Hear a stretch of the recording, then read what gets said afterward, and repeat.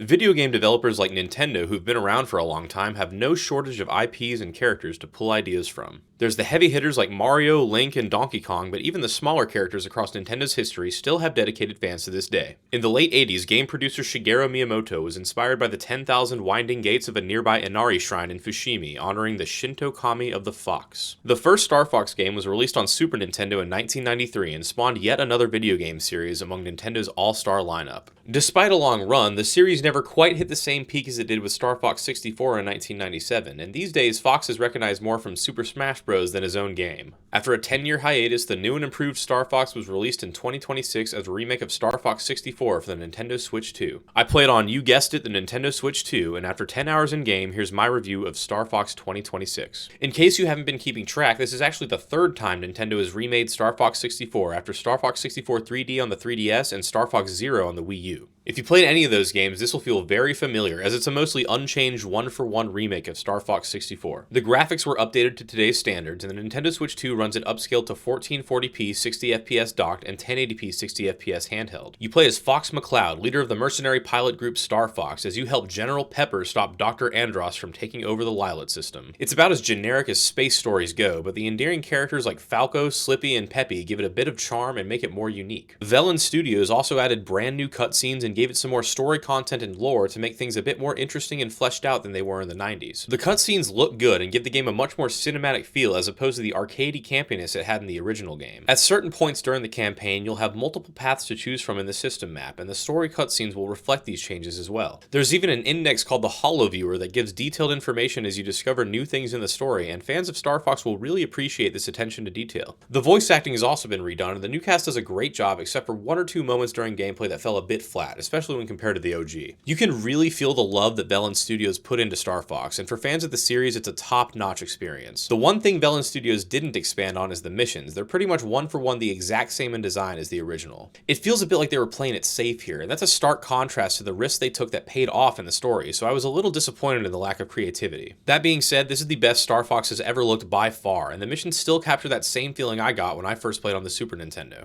Most of the updates to the new game are fantastic, and except for a couple not-so-great voice lines, Star Fox 2026 is the absolute best version of Star Fox to date. Now let's talk about the gameplay. As I mentioned, Star Fox remains virtually unchanged in its mission design, so anyone who's played the original will recognize it immediately. The fixed rail shooting is just as good as it was back then, and the updated visuals and modernized controls make it even better for 2026. You can use a controller for a normal experience, or turn a Joy-Con on its side to use the new mouse controls, giving Fox a more precise aiming option. There's also online or local co-op with one player piloting using a Joy-Con and the other manning the gun with the mouse controls. I tried them all, and while the mouse controls in co-op were good ideas, I definitely preferred the standard controller layout in Star Fox 2026. Some minor improvements were made to the controls, such as simplified inputs for somersaults and U-turns that made it a lot more accessible than the original. The campaign missions are short and sweet, lasting only a few minutes each, and a standard run will only take about an hour and a half. The replayability in Star Fox comes from trying to get different secret paths, unlocking new areas, and completing objectives in Challenge Mode. Challenge Mode offers some new added difficulty to the normally very easy Star Fox 2026, and unlocking secret characters and cutscenes during the campaign was very rewarding.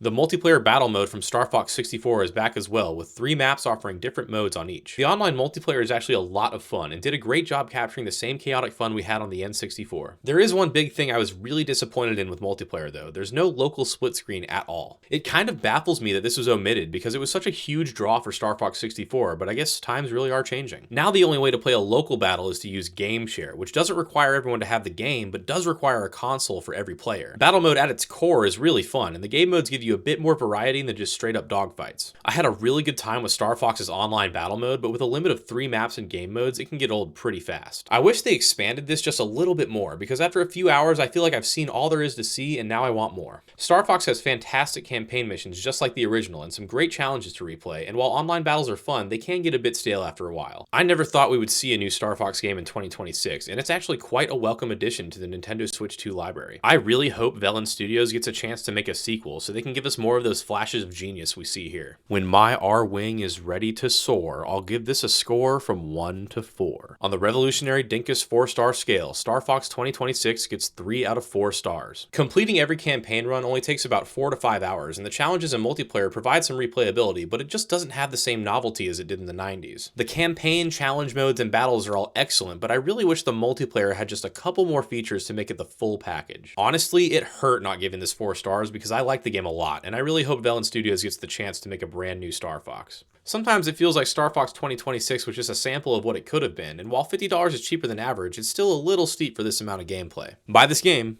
but make sure it's on sale.